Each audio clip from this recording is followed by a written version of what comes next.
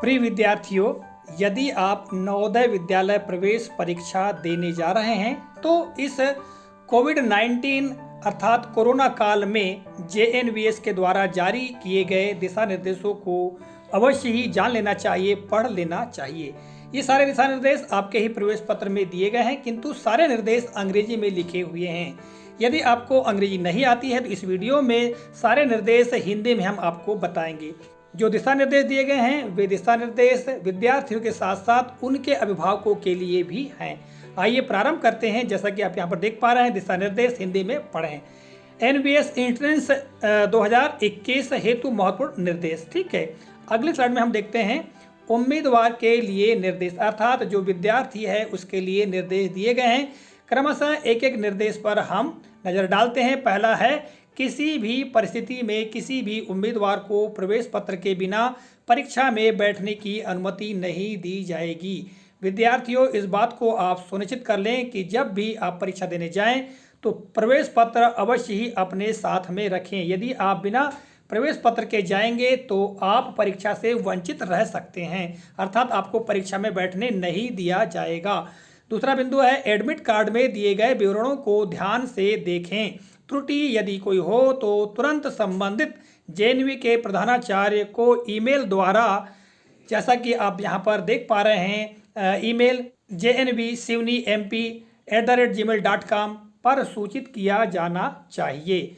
विद्यार्थियों, यदि आपके प्रवेश पत्र में नाम, पिता का नाम, जन्मतिथि, जाति इत्यादि में कोई त्रुटि हो तो आपको, जैसा कि यहाँ पर ईमेल दिखाया गया है, इस ईमेल पर तत्काल सूचना देना चाहिए। तीसरा बिंदु है, परीक्षा हॉल में सामान्य कलाई घड़ी को छोड़कर किसी भी इलेक्ट्रॉनिक उपकरण गैजेट की अनुमति नहीं है। विद्यार्थियों, इस बात को आप सुनिश्चित कर लें कि आप जो सामान्य जो कलाई घड़ी है उसको आप पहन सकते हैं। उस कलाई घड़ी में किसी प्रकार का कैलकुलेटर या अन्य सुविधा न हो। ठीक है, इसके अलावा अन्य कोई भी उपकरण जो है, इलेक्ट्रॉनिक उपकरण या गैजेट नहीं लेकर जाना है। चौथा बिंदु है, परीक्षा हॉल में प्रवेश पत्र और काले या नीले बॉल पेन के अलावा कोई भी वस्तु न ले जाएं।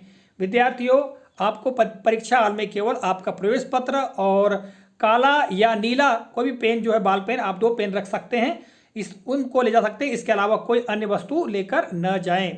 पांचवा बिंदु है, उम्मीदवार को परीक्षा केंद्र पर सुबह 10:30 अर्थात 10:30 बजे तक रिपोर्टिंग करना आवश्यक है। विद्यार्थियों, आपको 10:30 बजे वहां पर पहुंच जाना है, अर्थात जो आपका परीक्षा केंद्र है प्रवेश पत्र में दिया गया सबसे ऊपर ही पहुंच जाना है 10:30 बजे।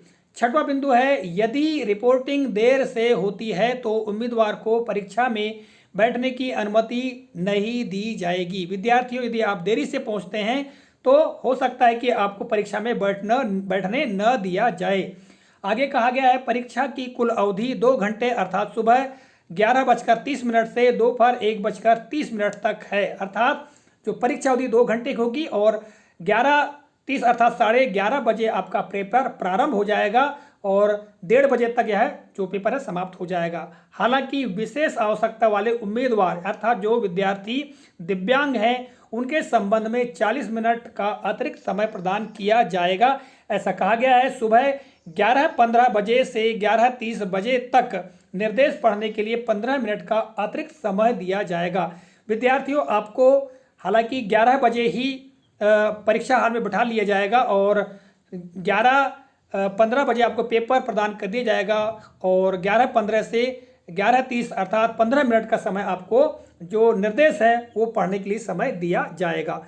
अगली स्लाइड में देखिएगा, 7वां बिंदु है, उत्तर देने से पहले उम्मीदवार को यह सुनिश्चित करना होगा कि प्रश्न पुस्तिका में 80 प्रश्न क्रमांक 1 से 80 तक हैं। विसंगति के मामले में उम्मीदवार को प्रश्न पत्र के प्रतिस्थापन के लिए तुरंत मामले की सूचना निरीक्षक को देनी चाहिए। विद्यार्थियों, जैसे ही आपको प्रश्न पत्र मिले तो ये देख लेना है कि पूरे 80 प्रश्न हैं या नहीं हैं। हो सकता है आपके प्रश्न पत्र के बीच में कहीं कोरा पन्ना हो, अर्थात प्रश्न ही छपे ना हो, ठीक है, या आधे अधूरे छपे हो, तो किसी प्रकार की भी त्रुटि हो, मिस्टेक हो प्रश्न पत्र में, तो तत्काल आप परीक्षक अर्थात जो निरीक्षक है उसको सूचना देना चाहिए। अर्थात जो आपके इन्विजिलेटर होंगे, ठीक है, निरीक्षक होंगे, उनको बताना होगा, ठीक है, ताकि आपको दूसरा प्रश्न पत्र दिया जा सके।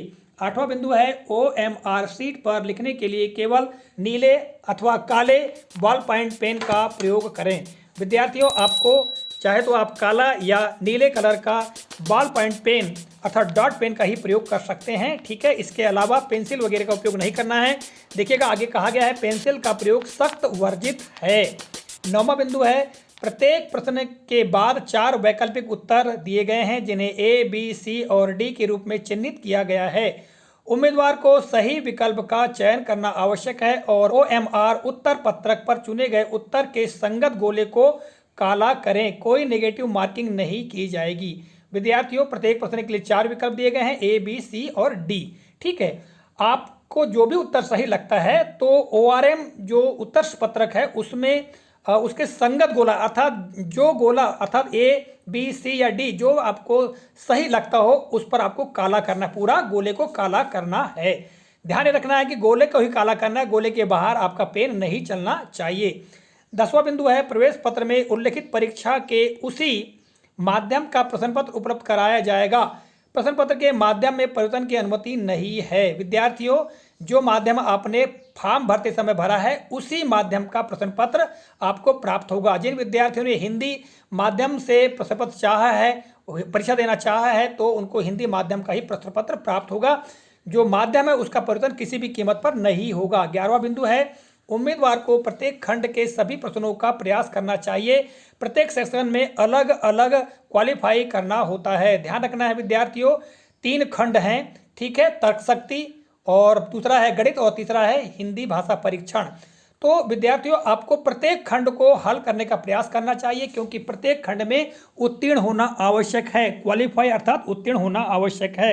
12वां बिंदु है उम्मीदवारों को OMR शीट के साथ साथ प्रश्न पत्र पर रोल नंबर भरना आवश्यक होगा। विद्यार्थियों, आपको यह बात ध्यान रखना है कि जब आपको प्रश्न पत्र प्राप्त होगा तो उस प्रश्न पत्र पर भी आपको अपना रोल नंबर अवश्य ही अंकित करना है।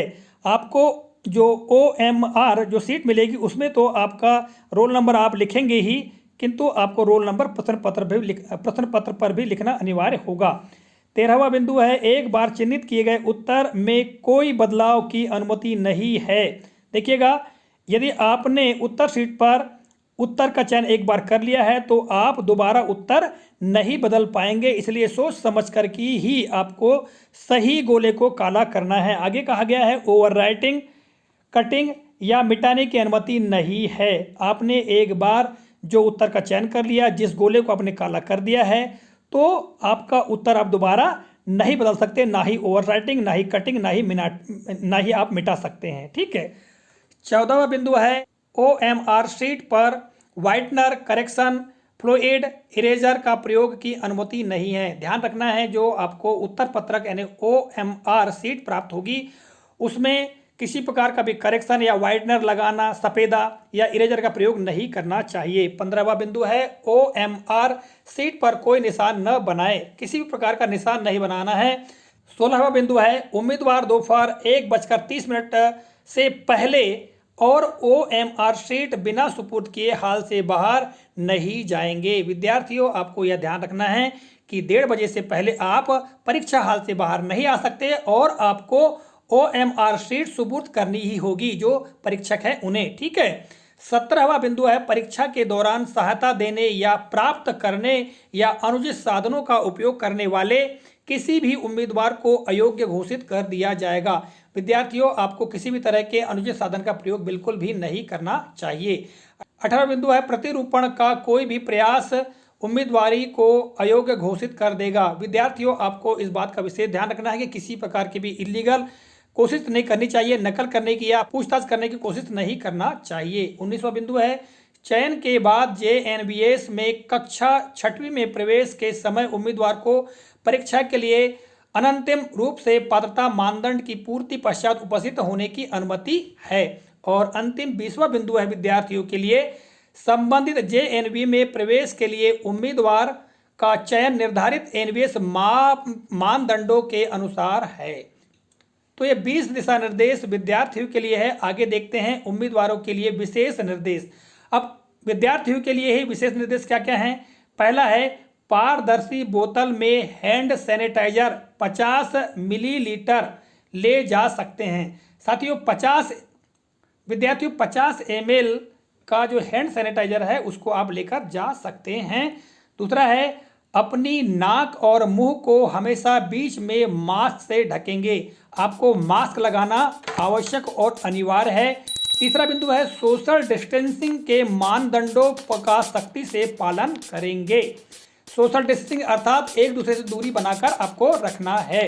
चौथा बिंदु है परीक्षा कक्ष के अंदर वस्तुओं पेन, पेंसिल, रूलर, इरेजर आदि जैसी स्थिर वस्तुओं का आदान प्रदान या उधार नहीं लेंगे। विद्यार्थियों आपको ध्यान रखना है अपने साथी से या आगे पीछे जो विद्यार्थी आपके बैठे हैं उनसे पेन, पेंसिल, रूलर कोई भी सामग्री जो है उधार नहीं लेना है, अर्थात आदान प्रदान नहीं करना है। ना ही अपनी सामग्री देना है, ना ही अगले विद्यार्थी से हमको सामग्री लेना है। ठीक है।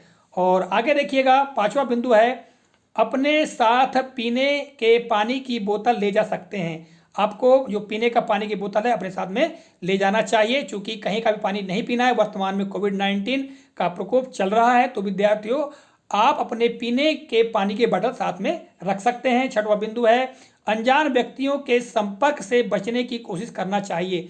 कोई भी अनजान व्यक्ति है उसके संपर्क में आपको बिल्कुल नहीं आना है। 7वां बिंदु है इस्तेमाल के तुरंत बाद इस्तेमाल किए गए टिश्यू, फेस मास्क यदि कोई हो को बंद डिब्बे में फेंक देंगे। 8वां बिंदु है उपयोग के दौरान और बाद में शौचालयों में अच्छी स्वच्छता बनाए रखेंगे। यदि आप शौचालय का प्रयोग कर रहे हैं तो वहां पर आपको पानी डालकर उसे स्वच्छ बनाए रखना आवश्यक होगा। 9वां बिंदु है बिना धुले हाथों से आंख, नाक या मुंह को नहीं छूना चाहिए। विद्यार्थियों हमको जब कोविड-19 का प्रकोप चल रहा था तो समय समय पर दिशा निर्देश प्राप्त हुए हैं और ये सारी बातें हमको समझाई जा चुकी हैं और यहाँ पर भी दिशा निर्देश में दिए गए हैं कि भाई हमको बिना हाथ धुले अपने आँख को, नाक को, ना ही मुंह को छूना चाहिए। 10वां बिंदु है अभिवादन करते समय किसी भी कीमत पर हाथ नहीं मिलाएंगे या गले नहीं लगाएंगे। ठीक है। और 11वां बिंदु है सार्वजनिक स्थानों पर नहीं थूकेंगे। 12वां बिंदु है आश्वस्त होना चाहिए कि आप संक्रमित नहीं हैं या आप में कोविड-19 के कोई लक्षण नहीं हैं। आप ये निश्चित कर लें कि आपको किसी प्रकार का भी जो कोरोना वायरस से ग्रसित नहीं है, अर्थात कोविड-19 के शिकार आप नहीं हैं, इस बात से आप आश्वस्त हो जाएं। यदि आपको लगता है कि हम कोरोना वायरस से संक्रमित हैं तो आपको परीक्षा देने बिल्कुल नहीं जाना चाहिए। 13वां बिंदु है परीक्षा केंद्र पर जाने से पहले अपने माता पिता से कोविड-19 के बारे में सलाह ले लेंगे। देखिए आपको परीक्षा देने जाना है तो अपने माता पिता से सलाह ले लें कि हम जाएं या न जाएं। जब आपको अनुमति मिल जाए तभी आप परीक्षा देने जाएं। 14वां बिंदु है सेंटर में प्रवेश करने से पहले सैनिटाइजर से हाथ साफ करेंगे। केंद्र में हैंड सैनिटाइजर नियत स्थान पर उपलब्ध होंगे। देखिए सेंटर जो है, केंद्र जो है परीक्षा केंद्र, वहां पर आपको सैनिटाइजर मिलेगा और आप सैनिटाइजर से अपने हाथ साफ अवश्य ही कर लें। और 15वां बिंदु है सामाजिक दूरी बनाए रखने के लिए प्रवेश के समय केंद्र में किसी भी भीड़ भाड़ से बचने के लिए एडमिट कार्ड में उल्लिखित रिपोर्टिंग प्रवेश समय के अनुसार केंद्र पर पहुंचना चाहिए। विद्यार्थियों इसके बारे में हमने बता दिया है, आपको समय पर केंद्र में पहुंचना होगा। अब देखिएगा यहाँ पर माता पिता या अभिभावकों के लिए विशेष निर्देश हैं और माता पिता को क्या करना चाहिए। पहला बिंदु है यह आश्वस्त होना चाहिए कि उनका वार्ड यानी जो जहाँ रहते हैं वह संक्रमित नहीं है या कोविड-19 के लक्षण वहां पर बिल्कुल नहीं हैं। मामले में उनका वार्ड नहीं है, अर्थात इस मामले में कोविड-19 मामले में उनका वार्ड नहीं है, अर्थात उनके वार्ड में, ग्राम में किसी प्रकार के कोविड-19 की बीमारी नहीं है। और यह सुनिश्चित कर लेना चाहिए कि वे स्वस्थ हैं और माता पिता को डॉक्टर से परामर्श लेना चाहिए, सलाह के अनुसार ही कार्य करना चाहिए। यदि उनको ऐसा लगता है कि उनके मोहल्ले में या ग्राम में ऐसी कोई स्थिति है तब। दूसरा बिंदु है प्रवेश पत्र में उल्लिखित रिपोर्टिंग समय पर केंद्र पर तक पहुंच जाएं। केंद्र में भीड़ से बचें। अभिभावक बंधु यदि अपने बच्चों को लेकर केंद्र पर पहुंचते हैं तो उनको भीड़ भाड़ से बचना चाहिए और रिपोर्टिंग समय से पहले ही पहुंच जाना चाहिए। तीसरा बिंदु है अनुरोध है कि नीचे दिए गए दिशा निर्देशों का कड़ाई से पालन करें और सुनिश्चित करें कि उनका वार्ड भी इनका पालन करें। अब देखिएगा आगे जो दिशा निर्देश दिए गए हैं, पहला है मास्क पहने, दूसरा है उसके हाथों को सैनिटाइज करें, अर्थात विद्यार्थी के हाथों को सैनिटाइज कर दें। अपने बच्चों को केंद्र में छोड़ते और उठाते समय सामाजिक दूरी बनाए रखें, इनका विशेष तौर से पालन करना है। यहाँ देखिएगा चौथा बिंदु, किसी भी प्रकार की सहायता स्पष्टीकरण के लिए जवाहर नवोदय विद्यालय के प्राचार्य से संपर्क किया जा सकता है। और अंत में देखिएगा टिप, प्रवेश पत्र कंप्यूटर के द्वारा जनरेट किया गया है और किसी हस्ताक्षर की आवश्यकता नहीं है। ऐसा जो प्रवेश पत्र मिला है वो प्रवेश पत्र में आपकी जानकारी के नीचे यह जानकारी दी गई है।